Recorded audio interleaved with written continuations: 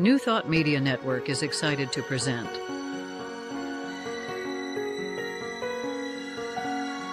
Divine Science Everywhere, Fridays at 2 p.m. Mountain Time and 4 p.m. Eastern. Come explore a modern experience of divine science with Reverend Joy Fletcher, Reverend Jeff Radcliffe, and Bishop Durrell Watkins. Join us as we open our eyes to divine science everywhere we look. Fridays on New Thought Media Network.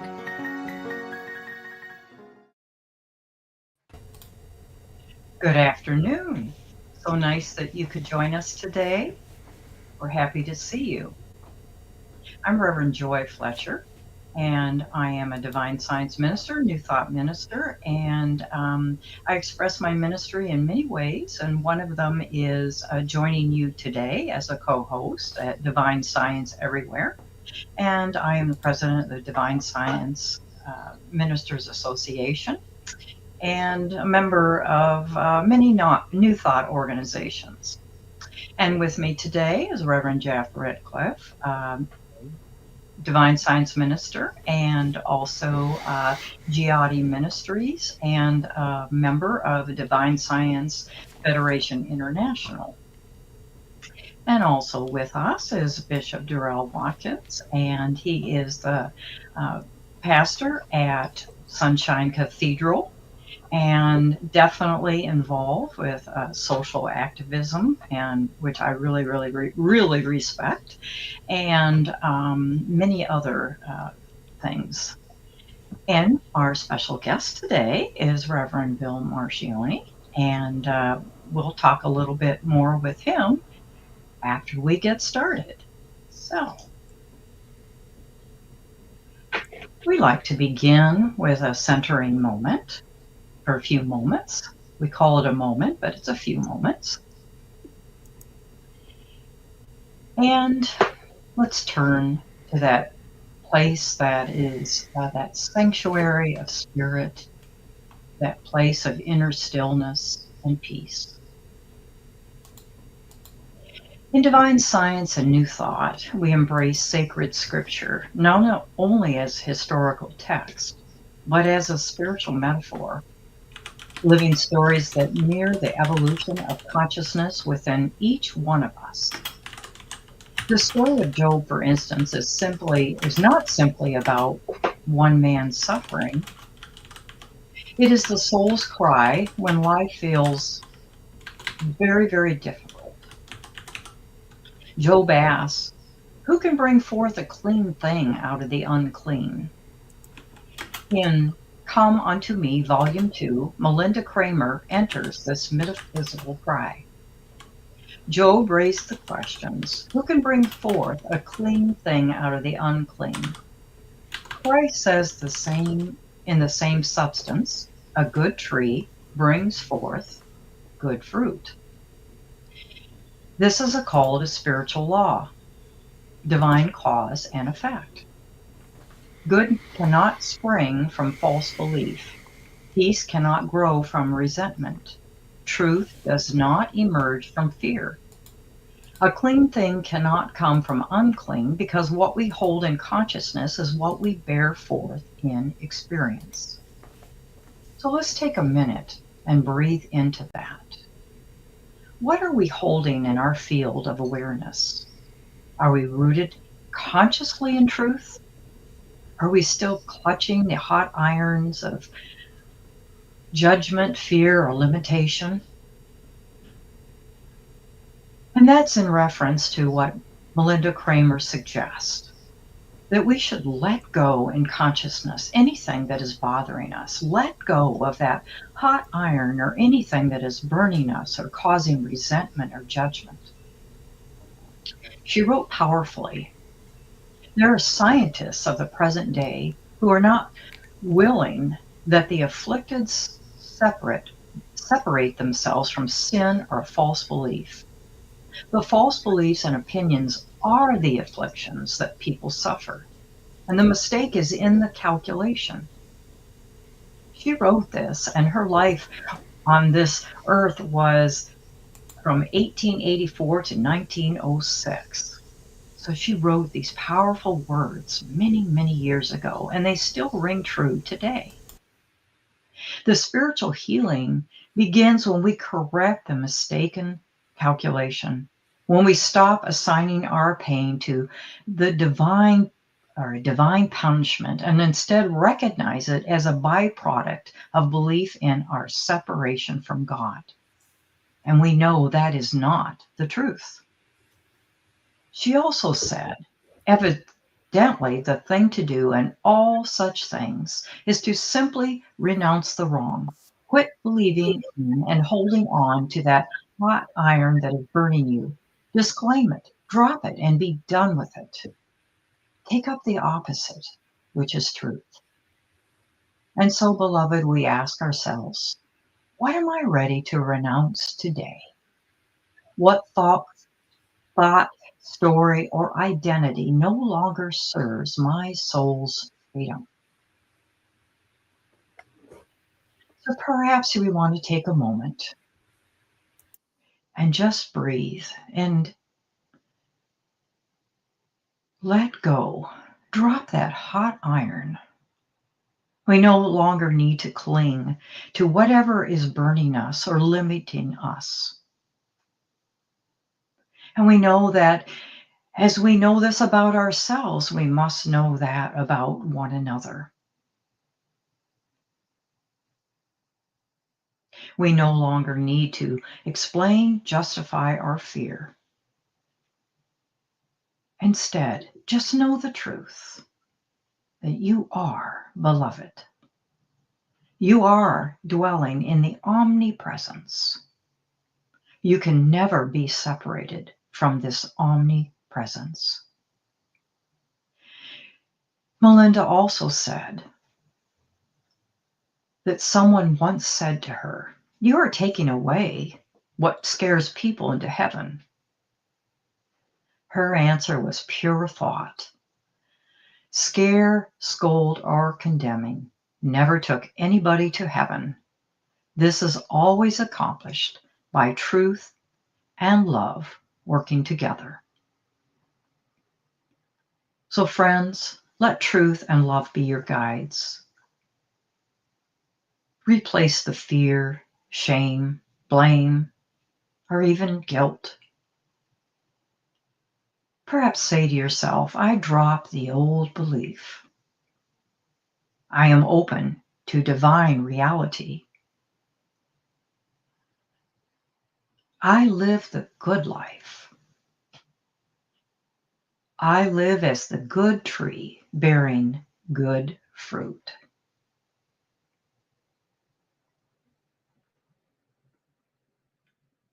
Renounce false belief and receive the truth.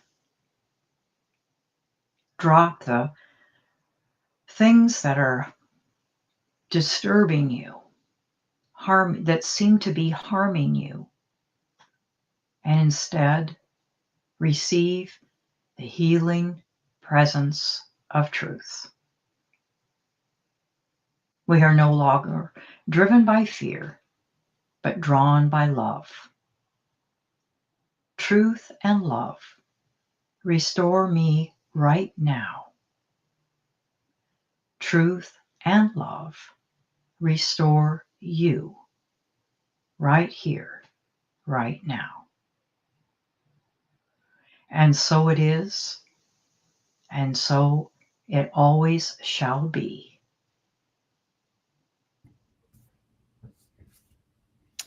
Nice.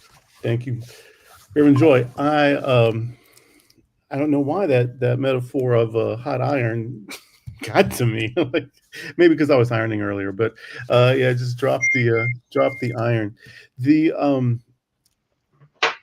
I was thinking when that was going on about how to do that actually, and it occurred to me that the golden key, where you just simply change your focus from whatever that is to God, to what is good, and Emmett Fox. And then, of course, the Charles Fillmore, Myrtle Fillmore, Louise Hay, everybody, Emmett Fox, everyone would say, forgiveness. And that's certainly been my experience that the one of the best benefits of forgiveness is that it does let go of that hot iron and or that heavy iron. So forgiveness is a way, and the golden key, intentionally changing your focus. Well, speaking of these luminaries, I have others to talk about today. Little quick trip into New Thought history. And the first person I want to tell you about, and we're not going to do a divine science sandwich today, where we begin and end. But we will start with two traditional New Thought people. You probably have heard of one, maybe not the other. And then we'll do that thing that I love to do, where we go into mention somebody from traditional religious or church history that was very sort of New Thought, but nobody knew. Maybe they didn't even know, but their teaching fits in perfectly with our New Thought tradition. And then we'll end up, of course, with divine science. And since it's truth, it does, these names are made up anyway. This, that, or the other tradition. It's just all goodness. So the first one is Horatio W. Dresser. His parents were students of Phineas Quimby. So he was in the movement, basically born into the movement, raised in the movement from the very beginning. They were students of Quimby. He was graduated from Harvard and later became a Swedenborgian minister. I love the Swedenborgians.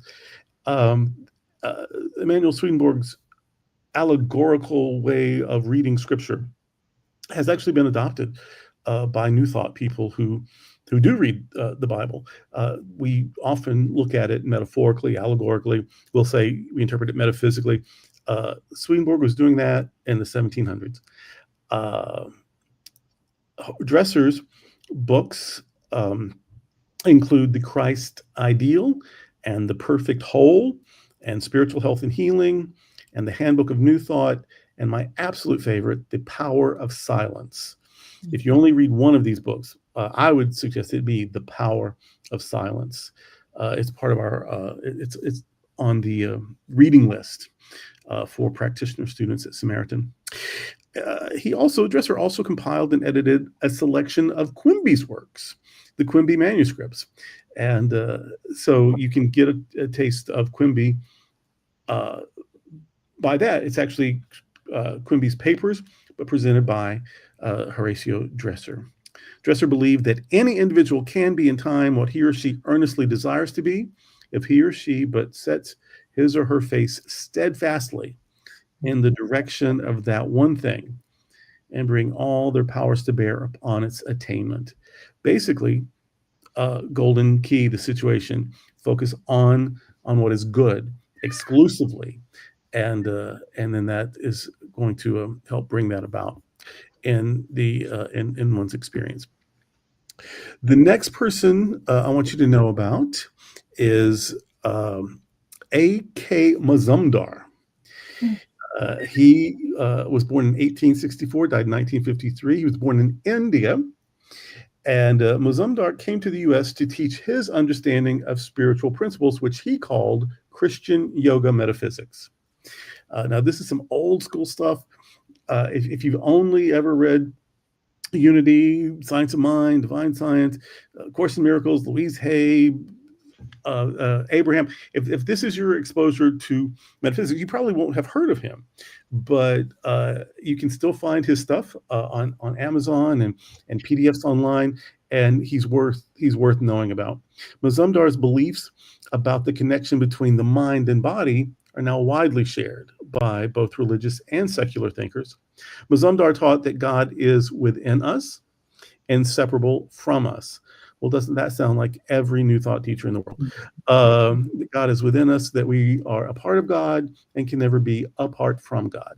Mazumdar's quotes include, "That which you imagine with a positive assurance becomes a reality to you." And he said, "Convince yourself that you have the ability to do a certain thing, and you will have the ability."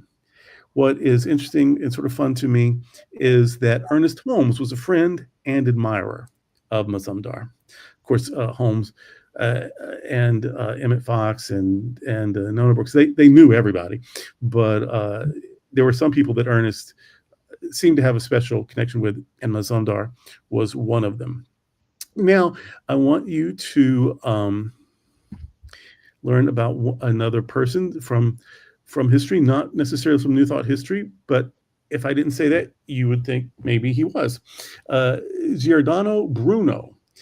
He was born in 1548. He died in 1600. He was a philosopher, an Italian philosopher and poet, and not necessarily known in the New Thought movement. And yet he taught that God is everywhere immanent throughout the universe.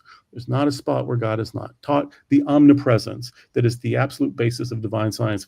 Giordano Bruno, as a philosopher and poet, was teaching the same thing in the 1500s. He wrote, God is the principle of unity in all activity and is the principle of oneness. How many people outside of New Thought do you hear talking about God as a principle or a presence or a power? But he did. God is the principle of unity in all activity and is the principle of oneness. Referring to divine mind, which he called mind, referring to divine mind, he held that mind and matter are one. Now, because of who we are and because of the name of the show, we have to end with a divine scientist. So we're going to end with a big one, and that's Nona Brooks. Born in 1861, she died in 1945. My mother was born in 1943, so my mother was alive during Nona Brooks' life. I love that. Of course, she's a major figure in New Thought movement. She's one of the pioneers of divine science. When she had her own enlightening experience, literally, she had been praying for light. I don't know that she knew what to expect from that, but she was saying, give me light. She was just suffering, and she just wanted to not suffer. So she thought if there was some sort of divine light that could guide her to something better. So her daily prayer was, give me light, give me light. And she had an experience of light, an overwhelming experience of light, where it filled this room. There were other people. She thought surely everyone else had the same experience. Nobody did. It was just her. But it began her path to healing. She started teaching what she'd learned. She'd learned from a teacher who had studied with Emma Curtis Hopkins. She learned from her own experience, and she started teaching these principles. And she found out that there was a lady in San Francisco doing the exact same thing, had been doing it a couple of years already, and that was Melinda Kramer. Melinda Kramer was calling it divine science. Nona said, hey, can we call our stuff that too? Melinda said, sure. And they even ordained her and her sisters. That was divine science beginning. So when people talk about divine science as kind of the hippies of New Thought and just loosey-goosey and not very organized, that's how we got started. It's always been like, oh, sure, you're doing a great job. Keep doing it. Use my name if you want to. And that's what she did. She said, sure. And then when she died, as complications from the 1906 earthquakes, the Brookses sort of became the de facto leaders of the movement and are basically considered co-founders because they were so close after Melinda. Well, Nona, a teacher, a healer, someone who experienced healing personally, so she taught what she knew personally. She said, we no longer feel that we must overcome God's reluctance, but rather that we are to lay hold of God's willingness. Mm-hmm. More willing is God to give than we are to receive. And she also stressed divine omnipresence. She said, let us turn to our basis, omnipresence. This means God everywhere. Therefore, God includes me. Her sister Fanny James would make it even more explicit, but we'll talk about her all by herself at another time. So those are our New Thought luminaries for this week. I just love talking about the heroes, the ancestors, the forebears, and we've got someone on today that 50 years from now will be considered one of those great forebears. But right now he's just a great contemporary. But before we get to him, we need to have this word. This is Divine Science Everywhere, and we are on the New Thought Media Network. New Thought Media Network. We are a global broadcast network of positive music, media, and entertainment, inspiring humanity's evolution along the journey of enlightenment and creating a world of love, peace, empowerment, and prosperity for all. New Thought Media Network. Positively inspiring.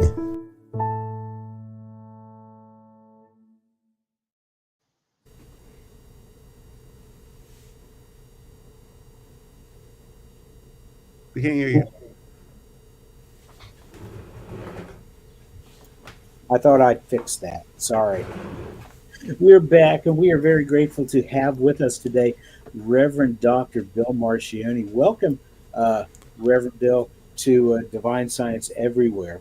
We want everybody to know about you. You are a passionate teacher minister dedicated to helping people awaken to their spiritual power and live from the awareness of oneness. Reverend Bill is co-founder and spiritual director of New Thought Philadelphia, which is a vibrant spiritual community grounded in practical spirituality, affirmative prayer, inclusive metaphysical teaching. Reverend Bill is also administrator of the affiliated New Thought Network, president and member of the Board of Regents for ENTC and Emerson Institute, and he serves as Chief Technology Officer for the International New Thought Alliance. He's a lifelong student of spiritual law and spirituality, and he integrates his background in systems thinking and innovations with a deeply heartfelt ministry. He has that doctorate of divinity and brings both clarity and compassion to the evolving spiritual conversation. He's the author of the book Practical Prayer for Real Results, and Reverend Dr. Bill also hosts Practical Prayer Podcast, which is available on Apple and Spotify, Google, and probably a lot of other places where you can get your podcast.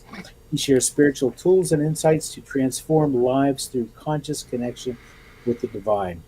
So, Reverend Bill invites us into deeper awareness, reminding us that the presence of God is not somewhere outside us, which is the essence of divine science. It's the very essence of who we are. We're very happy to welcome you, Reverend Dr. Bill Marcioni. Thank you, Jeff. It is wonderful to be here. What a great introduction, man. It's like putting my ego onto the helium tank and letting it fill up. You do it all. You do it all. You've got you. So much going. I went to your website, and you have got so many offerings there for people for whatever it is that they need. I think it's awesome. Yeah. Thank you. Yeah, and a quick shout out for New Thought Media Network, because we record the Practical Prayer podcast on a show on New Thought Media Network, which is Mondays. I think they phrase it as 11 o'clock Mountain Time, because everything is on the middle of the country. And so basically it's like if you were to go to a recording of a TV show, they warm up the studio audience and they chat with the folks who are in the room, and then they record the show, and then there's some time afterwards. So that's what we're doing on New Thought Media Network. So you get a peek behind the curtain, and you also get to hear the show a week early. And you've also been streaming Divine Science everywhere. So thank you for that. Yes, thank you. Yeah. Reverend Bill, it's because it's your book and it's your show. Someone asked you this, and of course you can just tell us anything you want to tell us anyway. And the others will jump in with their questions, but I just have this one burning thing I want to kick it off with, because it is your show and it is your book about practical prayer. And, last week we had Linda Martella-Whitsett, and she was talking about, prayer. So 2 weeks ago. Who was last week? John Waterhouse, remember? Oh, that's right. Last week was John, and he talked about prayer because he got his book at the 5 steps. So for 2 weeks, so this is week 3 of prayer experts talking about prayer. So, so that's what we're. I want to continue with about this idea of effective prayer, and it's so much different than what almost any of us grew up with. Not that I'll never knock rosary beads and lighting candles and singing hymns and whatever. Some of that is beautiful, and I think even Ernest Holmes said that people have prayed in all kinds of ways with good results forever. But we've also discovered that there are some techniques, there are some ways, some mindsets, some ways to think about things that does seem to improve our experience. And so, would you just talk about, Chris, we all hear, the 5 steps, the 6 steps, the 7 steps, the, whatever. We all have our little methods. And yet someone will come along like you that seems to be able to say it in a new way, or that we can hear it in a new way and experience it in a new way. So would you just sort of give us a quick lesson on practical prayer, how to pray in a practical way to make prayer more effective? I will absolutely do that. Thank you, Darrell. And practical prayer for real results is me actually using modern language to describe something that's been around for a while. So the formula for practical prayer, the steps, the way to do an effective prayer has been around for thousands of years. And what I found is that the most effective prayers in all of the world's religions, the really good ones, the ones that actually work, follow a very similar pattern. And I noticed that not because I studied all the religions myself, it's because I was trained in religious science, and Ernest Holmes was the synthesist who went through and found that. And he's the one who created spiritual mind treatment, which is the same thing as practical prayer. The reason that I wrote the book, Practical Prayer for Real Results, is because as I was teaching students and practitioners, I wished that there was a book, a primer on here's the basic summary way. This is how you do an effective prayer in 5 or 7 steps, because there's a discussion about whether it needs to be 5 or whether it needs to be 7. And they're both right. They both can. They both do. And so what I did is I noticed that in my my spiritual communities, there would be old timers talking to each other, and a newbie, somebody's there for the first time, would be listening in, and one of them would say to the other, I was having such an issue, so I talked to my practitioner and got a spiritual mind treatment, and that manifested a demonstration. And their friend would say, oh, that's wonderful. And the newbie would say, what are you talking about? And then you offer to do a spiritual mind treatment for someone, and they get the visual of white lab coats and a bright light on the top of your head or something. It's like, who's going to go messing around with instruments in my mind? So understanding what it actually was, that is a prayer designed specifically to change the experience of the life of the person who's being prayed for, it's like, okay, well, it's kind of practical. And the reason that we're doing it is because we want something different in our life experience, or the life experience of the person we're doing the prayer for. We want to get a real result. So came up with the title for the book, Practical Prayer for Real Results. And it is a very simple explanation of the process and how I came to it and how the pieces came together, with a big shout out to Ernest Holmes, who came up with the formula initially. And then it's got 40 sample prayers. And there's a blank line in each of the prayers at the realization step, so you can customize it and tweak it for your own purposes. And the idea is not to say this is the last word in how to do an affirmative, practical, healing prayer. This is the first word. And people who don't know how to do it at all can use this book and learn how. And people who have been at it for a while can use this as a template and a starting point, and then take it from there. Can you guys hear my dog in the background? Now you can. No. Yeah. Excuse me. He's about to get fired. I'll be right back. All right. Well, I will tell you that Lily perked her head up when she heard him bark. Yeah, It's we okay. Okay. we all have. She had we her all spa have dogs. day the other day. Yeah. So she's shining. We've had episodes with dog guests, I guess. Well, let's go back to your very beginning. How did you find New Thought in the first place? You weren't born into it, were you? I was not born into it. My daughter almost was, but I was not. I actually grew up Protestant, and I was singing in the choir, which I wasn't good at, and I was studying for my confirmation, and I was just barely 12, I think, and they took me to the confirmation classes, and they taught me everything that I needed to know, and I thought that was great. And 2 weeks before confirmation, I realized that there was one question they were just refusing to answer, saying you have to take that on faith. But then I noticed that all the other questions, all the other answers were based on that. They had really good answers except for that one, which is, how do you know that Jesus was the only Son of God? And they said, just take that on faith. It's like, everything that you've been telling me for the last 8 months or 12 years, that doesn't count. So I told my parents, I can't do this. And my parents completely uncharacteristically said, oh, okay. Like, wait, 12, you're going to tell me that I can make a life decision like that on my own? So I left. And I was in a spiritual desert for 20 years. And then after my daughter was born, I was in my early 30s, I decided that we needed to have some sort of a spiritual something. So my wife had been brought up Jewish and had gone and followed an Indian guru for a while. And we had been married by a Unitarian minister. So we started going to the Unitarian church, and that was something, and it was a community to connect with. And then as we were in the process of transitioning, we were living in Fort Lauderdale at the time, and we were moving to Tampa, and knew that there was something more and deeper and more spiritual, and a friend suggested that I go to the religious science church. And it was like, wow, I can't believe this. And we moved to Tampa and visited a few of them. And I went into a religious science church, and it's like, oh, this is home.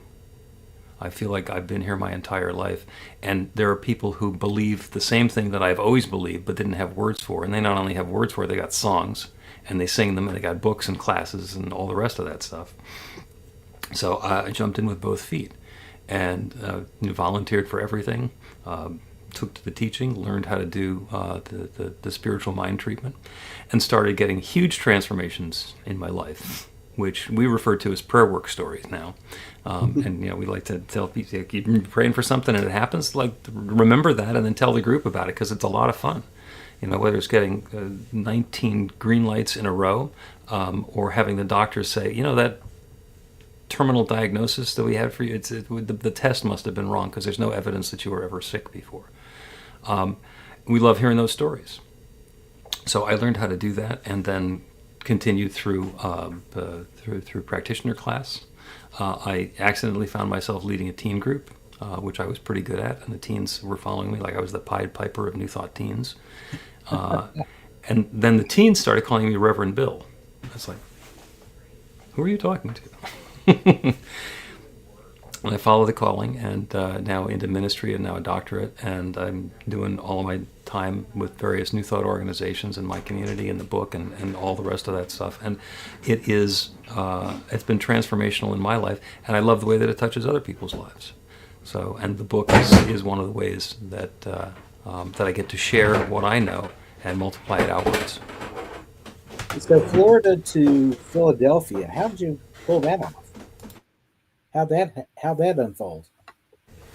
I actually grew up in North Jersey, went to school in New York, moved to Philadelphia on 2 hours' notice to take a job. I was on the radio, and that's where I met my wife. So she's from the Philly area, and I whisked her away down south, and immediately left the radio business because it's as dysfunctional as any that I've ever been in. but it took blast, though. I was radio too, so it's a cool gig. But when it's fun, it's awesome, and when it's not, it's really not. Yeah. And I had gotten a consulting job in Tampa. We were living in Tampa, and it looked like the company was going to close up. And we thought maybe we want to go back to Philadelphia, and maybe we want to be close to family again, or maybe not. Maybe that's just a destructive field that we don't want to put ourselves into. And then through prayer, the company I was working for assigned me to work at a trade show in Philadelphia for 2 weeks on expense account with a hotel room and a car. So the family got to go up and audition living in Philadelphia again. And I said, we can do this, and set the intention for somehow that's going to come together. The company shut down the entire branch in Tampa and fired everybody except me and 2 other guys, and they moved me to headquarters, which was right outside Philadelphia. So there is a prayer work story. So There's a prayer work story. There's a prayer work. How's this going to happen? I don't know. I don't know how this is going to happen. I'm open to the possibility, and then Spirit puts all that together. And it was one of those moves. Yeah, it was one of those moves where the moving company comes over and they pack up the stuff that's inadvertently still in your garbage can, and it's unpacked still in the garbage can when you get to the new place. I mean, this was white glove service. Excellent. Do you get do people, like you were Reverend Bill to these young people? Do people turn to you now because of your show, because your books for like prayer work? Are you like now practitioner to the world? I do some of that. I started at the very beginning of the pandemic. We realized this thing might be going for a while, and all the stuff that we used to do, like up till last Sunday, was going to like be off for a while. So I started doing daily meditations, 8 o'clock in the morning and 6 o'clock in the evening on Zoom, and have kept doing that. And there are a bunch of people who I've met through the meditations. Now I'm doing some of them on Insight Timer. Every once in a while, somebody will make an appointment with me to do a prayer session. And it's an opportunity to have somebody who I've been talking to apparently for a while in England, who thinks this can be a good idea, and they've got some stuff going on in their life. And I hear back by email sometime later that, wow, their life is just tremendous now. I get to be the practitioner to the world, and it's fun and it's uplifting, and it's also the opportunity to get into the nuance. We've done 200 and some episodes of the Practical Prayer Podcast, and my co-host keeps on asking very insightful questions that I never would have thought of, because she came through traditional religion and stayed way past 12. So she knows a lot about traditional prayer, prayers of supplication, prayers where the response from the infinite could be yes, could be no, or could be maybe later. And our whole approach in New Thought is that the answer is always going to be yes. And if what's happening in your life isn't what you want, it's because you're not asking the question right, or you're not asking the right question. And it's not like you're asking the question wrong. You're just not asking for what you want to have happen. Yeah, Paul said that in Scripture, you have not because you ask not, and he also talked about praying amiss. So yeah, you're filling in that definite void. Reverend Joy, you Yeah. you look like you're burning for a question right now. Yeah. Well, something that you said, Reverend Bill, about you were treating for the next step. I'm summarizing it, and it reminded me of what Reverend Dr. Johnny Coleman said is you just pray for something, and how it happens is none of your business. You just trust. And it sounds like that's exactly what happened to you. Can you give us another example of a demonstration? I love giving an example of a demonstration where the prayer, and it wasn't even done in a prayer, it was done intentionally, was for what somebody didn't want, and then they got it. So, and my daughter, who was 4 or 5 when we found this teaching and moved into the New Thought teaching, grew up in that teen program that I was running, and she learned how to live in consciousness and set intentions and create stuff with her word. And then it's really difficult when a kid grows up in New Thought, because when they rebel, there's nothing to push against. But she rebelled, and she didn't want to have anything to do with New Thought, and she blamed it on the language that we were using. And when she was just getting ready to graduate from Temple University, where she was a journalism student, we said, well, when you graduate, what you want to do? And she said, well, I don't know what I want to do, but I don't want to live in Philadelphia. I do not want to be in show business, and I don't want to have anything to do with journalism. So she was promptly hired before she actually graduated to be the executive producer of a TV show in Philadelphia on arts.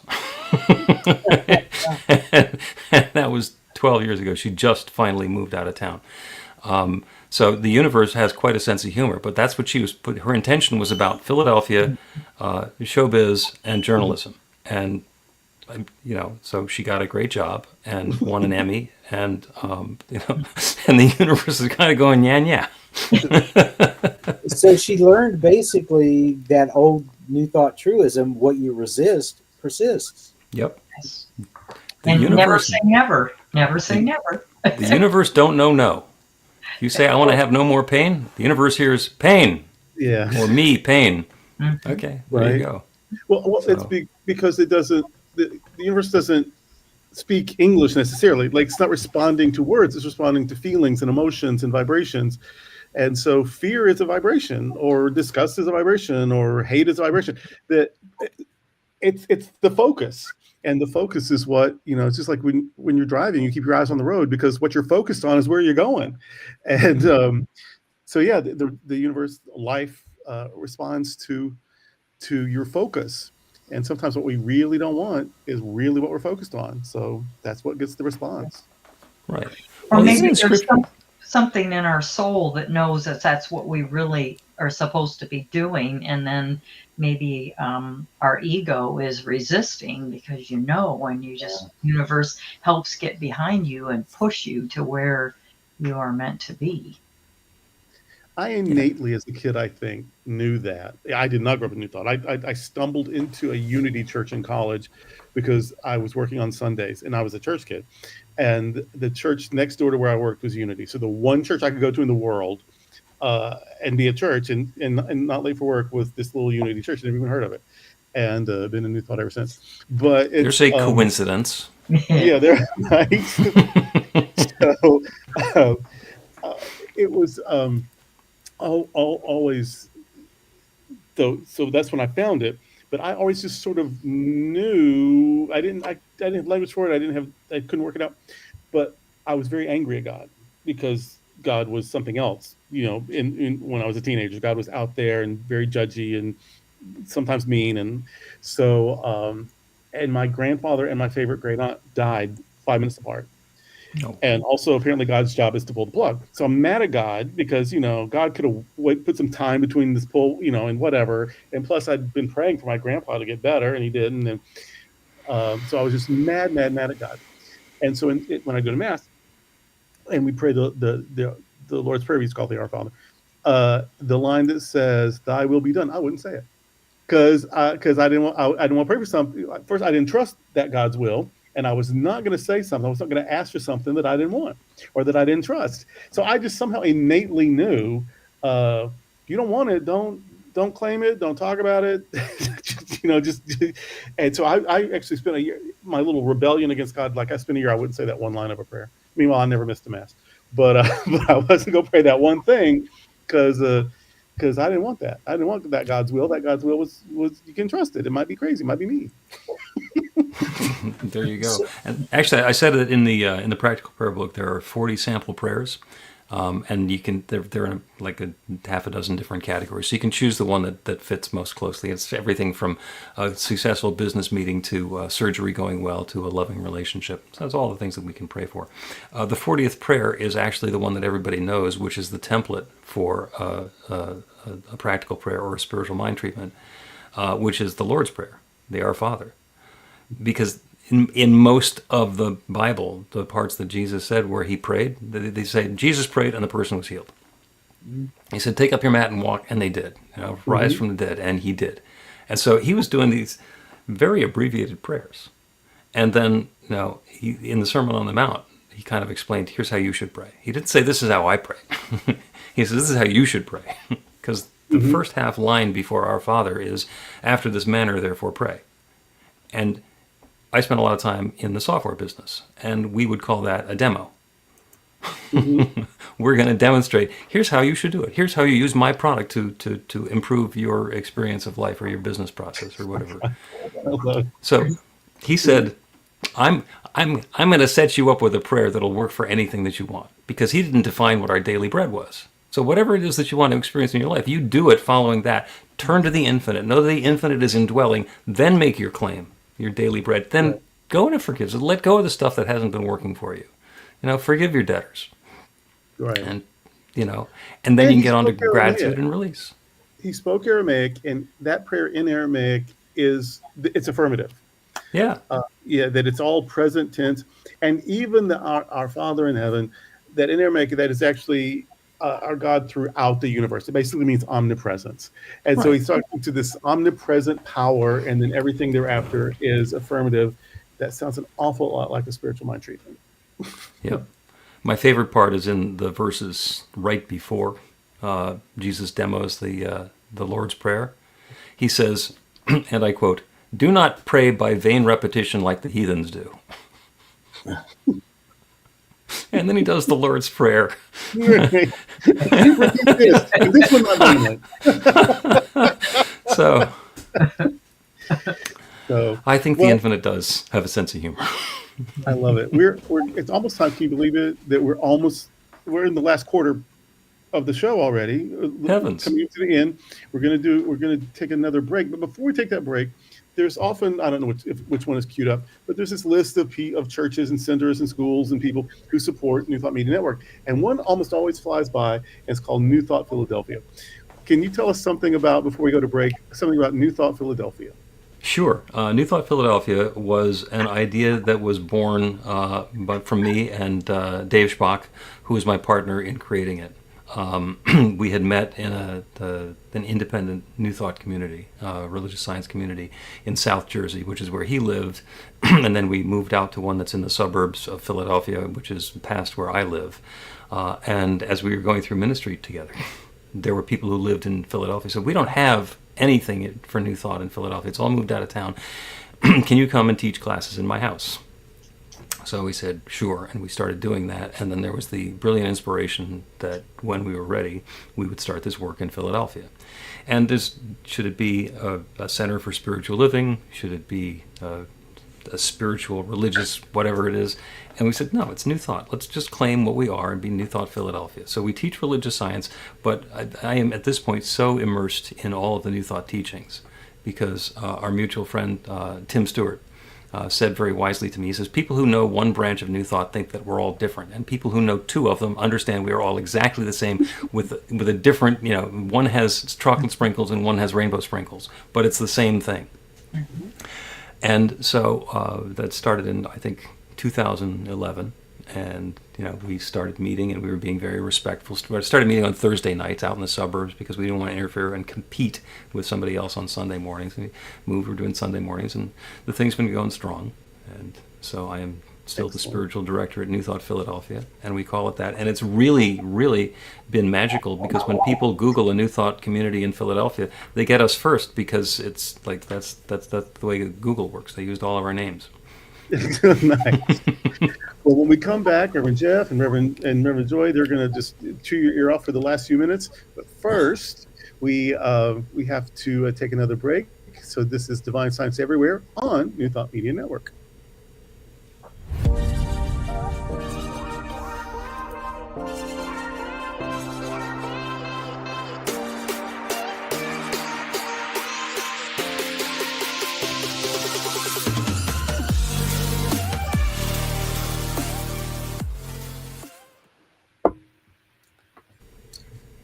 We have had such a great discussion with you.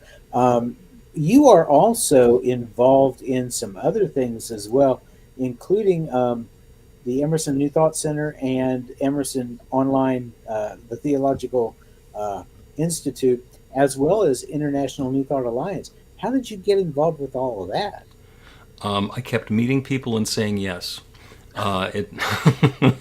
It turns out that's one of the things that Dr. Angelo Pizzello, who's the founder of Emerson, and I have in common, is something comes up and we look for a way to get to yes. And that doesn't mean we say yes to everything. It means that there's got to be something in there that's worth asking about, so let's find a way to make that happen. And I had the opportunity, I was involved in Anton because the first center that I was part of was an Anton center, and our senior minister there, Dr. Carol Lawson, was the president of Anton for a while. So I already knew that it was there and wanted to get involved in the affiliated New Thought network. So as soon as we started New Thought Philadelphia, we joined that, started going to the annual Anton. Used to be a conference, now it's an annual retreat. And then when the opportunity came to join the board of directors there, I said yes. And then there was a technology change that was required, and I said yes. And then the person who was the administrator went on to become the dean at Emerson Institute, so we needed a new administrator, and I said yes. So I'm doing that, and I'm a co-chair of the retreat, and I was invited to be on the executive board of INTA, and I said yes, and help make some stuff happen with that organization. And Dr. Pizzello and his wife needed to finish retiring. They had already stepped down from running Emerson Institute, and they needed to get out of the Emerson New Thought Center, which, if you think of it, it's like a church that runs a church school. Emerson Institute is the church school which does the credentialing for independent New Thought centers, and the organization that runs Emerson Institute is the Emerson New Thought Center. So they needed a new board of trustees there, and I said yes, as did Robert Brzezinski, who's also the president of New Thought Media Network. And a bunch of other people have been stepping up and saying yes as well. But it's about being present and saying yes and sharing your gifts and skills and talents, and also understanding when a not now or a later or a let's ask the question differently comes along. So.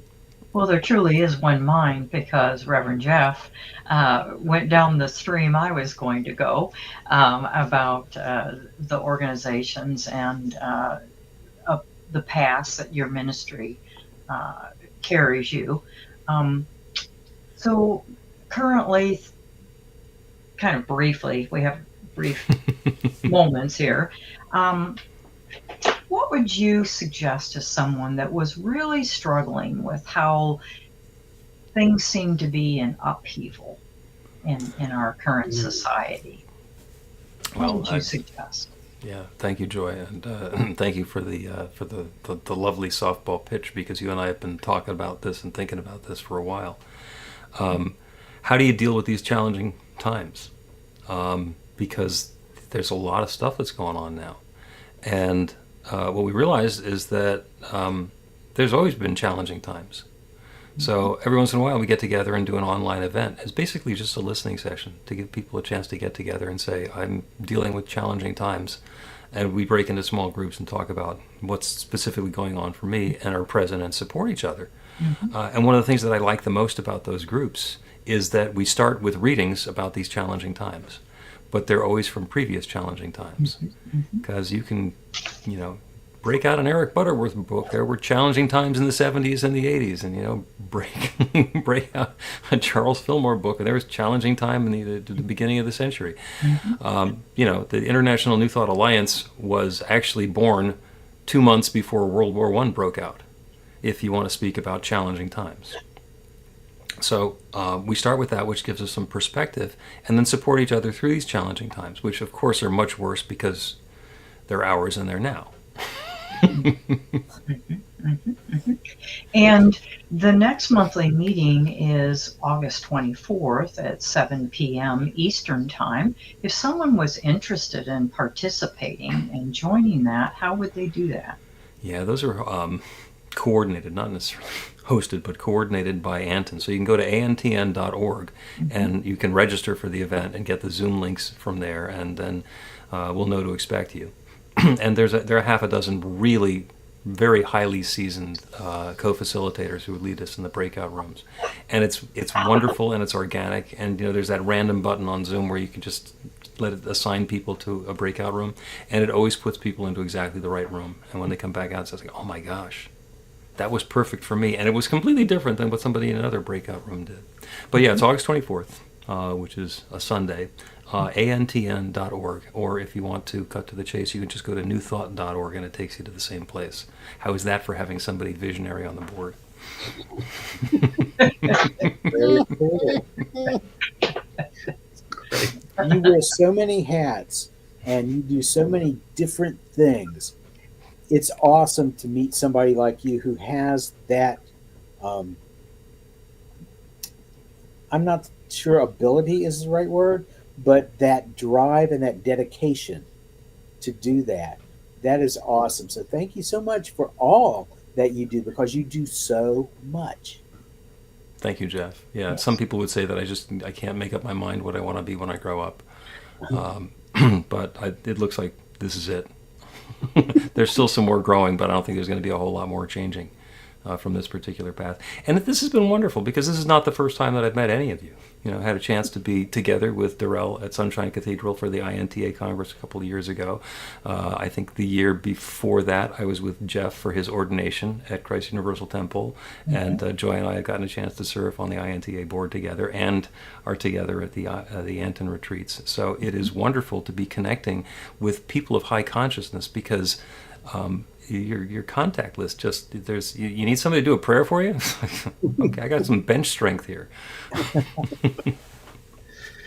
Well, that's wonderful. Wonderful. I'm so happy that you could join us. Thank you very much. Very much. And so it's that time again. We have next week, our guest is Temple Hayes, and we're really excited about that. And on August 22nd, I will be telling some of my stories. I am a 5th generation truth student. And so some stories to share. I'm looking forward to that. And I deliberately selected that date because it's very near my grandmother Fletcher's birthday, as well as my great-grandmother's birthday. So Wow. I'm looking forward to that. So until we gather again, thank you for joining us, everyone, and the viewers. And please like and share. We really appreciate your support. And just remember that we're here, and we are Divine Science Everywhere on New Thought Media Network. Until next time.